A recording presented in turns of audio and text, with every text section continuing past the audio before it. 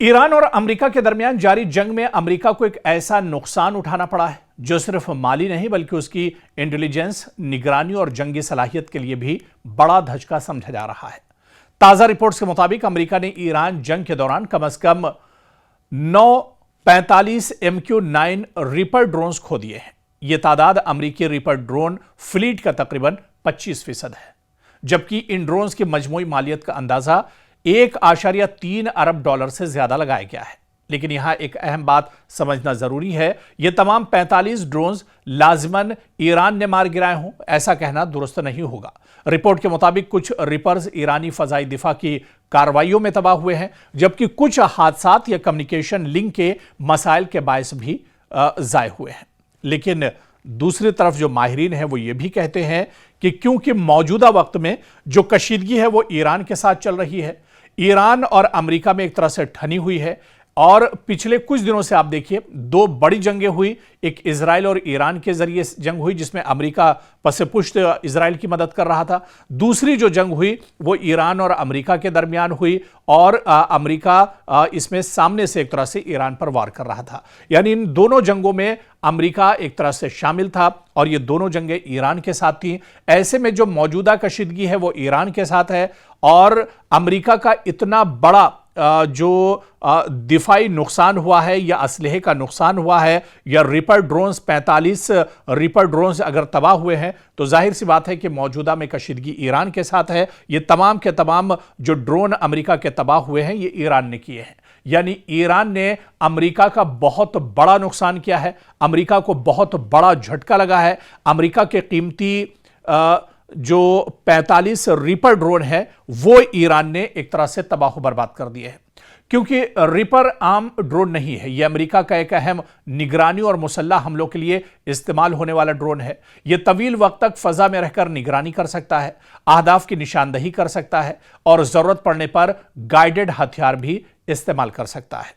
Iran जंग के दौरान इन ड्रोन्स को खासतौर पर अबनाए हुर्मुज और मशरिक़ वस्ता के हसास इलाकों में निगरानी और टारगेटिंग के लिए इस्तेमाल किया गया। असल बात सिर्फ 45 ड्रोन का नुकसान नहीं है, बल्कि मसला यह है कि अगर एक ऐसा ड्रोन जिसे अमेरिकी फौज जदीद निगरानी और हमलों के लिए इस्तेमाल करती है मुसलसल बड़ी तादाद में ज़ाय हो रहा है ये ड्रोन, तो इसका मतलब साफ है कि जंगी माहौल अमेरिकी ड्रोन ऑपरेशंस के लिए तवक्को से ज्यादा खतरनाक बन चुका है और ईरान बहुत आसानी से अमेरिकी जो हथियार हैं, अमेरिका के जो मिसाइल या ड्रोन है उन पर बहुत आसानी से काबू पा रहा है। और ये बताने के लिए काफी है कि अमेरिकी इंटेलिजेंस, अमेरिकी जो टेक्नोलॉजी है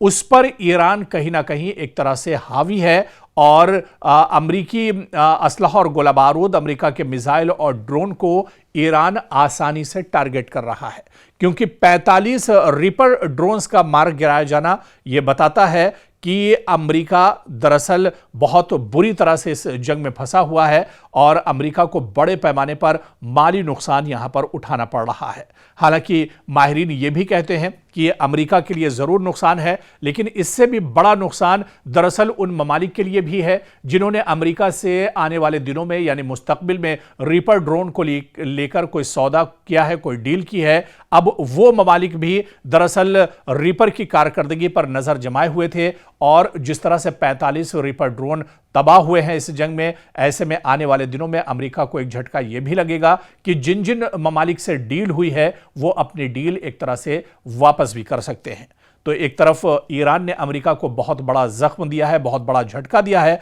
दूसरी तरफ अमेरिका के लिए एक बड़ा झटका यह भी होगा कि उसकी असलहे की जो डील है, रीपर ड्रोन्स की जो सौदेबाजी और डील है, उस पर भी अब खतरे के बादल मंडला रहे हैं। मशरिक़ वस्ता में अमेरिका बहुत बुरी तरह से फंस चुका है, बल्कि मौजूदा वक्त में आप देखिए कि जंग तो नहीं चल रही है लेकिन कशीदगी लगातार बरकरार है। अबनाए हुर्मुज में जो कश्तियां हैं या अबनाए हुर्मुज से गुजरने वाले जो टैंकर्स हैं उन पर लगातार हमले हो रहे हैं। अबनाए हुर्मुज लगातार ईरान के कब्जे में है। अमेरिका कई बार ईरान को धमकी दे चुका है कि अबनाए हुर्मुज को ईरान खाली करे, नहीं तो ईरान को बहुत बड़ी कीमत चुकानी होगी। फिर भी ईरान के कान पर जूं तक नहीं रेंग रही है, क्योंकि ईरान मौजूदा जंग में और इससे पहले की जंग में अमेरिका की सलाहियत को एक तरह से आजमा चुका है और वो ये जान रहा है कि अमेरिका भी इस पोजीशन में नहीं है कि वो बहुत बड़े हमले ईरान के ऊपर कर सके। दूसरी तरफ डोनाल्ड ट्रंप दरअसल ये चाहते हैं कि अब जंग एक तरह से रुके, जंग के माहौल से निकलना चाह रहे हैं, जंग रोकना चाह रहे हैं, और इसी वजह से डोनाल्ड ट्रंप कभी पाकिस्तान की सालसी की बात करते हैं, कभी मिस्र और कभी कतर की सालसी के जरिए बात करते हैं। और इन्होंने इन ममालिक को, मशरिक़ वस्ता की ये अहम ममालिक हैं, मुस्लिम ममालिक हैं, जो एक तरह से ईरान पर दबाव बना रहे हैं। हालिया दिनों भी जिस तरह से हमने देखा कि पाकिस्तान के जो बड़े लीडरान हैं, जिम्मेदारान हैं, उन्होंने तेहरान का दौरा किया था और यहां पर भी इस जंग के माहौल को खत्म करने की बात तेहरान में चल रही थी। लेकिन ईरान दरअसल मानने को तैयार नहीं है। ईरान का कहना है कि यह जंग हमने नहीं शुरू की है, लेकिन यह जंग खत्म हम ही करेंगे, जब हम चाहेंगे तो यह जंग एक तरह से खत्म होगी। दूसरी तरफ ईरान एक बड़ा ऐलान यह भी कर चुका है कि जो जंग अमेरिका के साथ चल रही है, यह जंग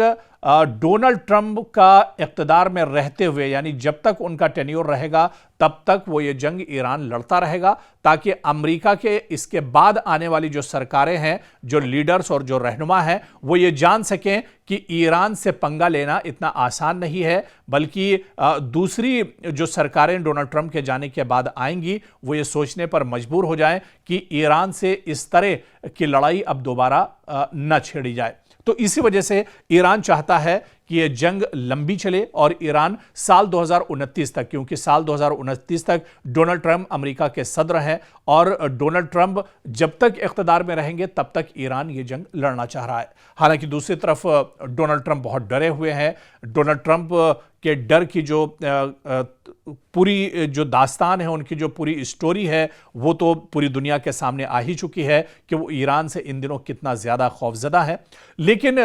इस बीच डोनाल्ड ट्रंप ये चाहते हैं कि बहुत जल्दी अब ये जंग रुके, अब ये कशीदगी के हालात जो हैं ये बेहतर हो, और इस जंग से अब अमेरिका दरअसल निकलना चाह रहा है। अमेरिका का इस जंग में बहुत ज़्यादा नुकसान हो चुका है, चाहे ड्रोन्स की बात की जाए, चाहे डिफेंस सिस्टम थार्ड और पैट्रियाट्स की मिसाइल की जाए, जिनका खजाना या गोडाउन जो है पूरी तरह से खाली हो चुका है, या फिर इस जंग की वजह से अमेरिका में जो महंगाई बढ़ रही है, लोग जिस तरह से परेशान हैं, फिर आने वाले दिनों में अमेरिका में कांग्रेस के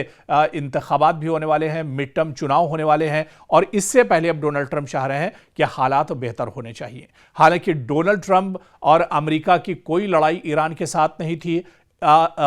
ये पूरी लड़ाई दरअसल इजराइल की थी, जो अमेरिका के सर पर आ गई। यानी बैठे बिठाए एक तरह से अमेरिका को इस लड़ाई में कूदना पड़ा, और उसका नतीजा ये हुआ कि आज अमेरिका एक तरह से पछता रहा है। डोनाल्ड ट्रंप परेशानियों के दौर से गुजर रहे हैं और अब वो चाह रहे हैं कि जंग का सिलसिला यहां पर थमना चाहिए। लेकिन क्या अमेरिका की तरह ईरान भी सोच रहा है कि या ईरान भी अब इस जंग से निकलना चाह रहा है? क्योंकि ताली सिर्फ एक हाथ से नहीं बजेगी। जब तक ईरान भी अब इस पर तैयार नहीं होगा तब तक यह जंग नहीं रुकेगी। ऐसे में आने वाले दिनों मशरिक़ वस्ता के हालात क्या कुछ होंगे, ईरान और अमेरिका की कशीदगी कहां तक जा सकती है, या फिर इस कशीदगी में अब एक ठहराव नजर आ रहा है। आने वाले चंद दिनों में यह तस्वीर दूध का दूध और पानी का पानी होगी, और यह तस्वीर एक तरह से बिल्कुल वाज़ेह हो जाएगी।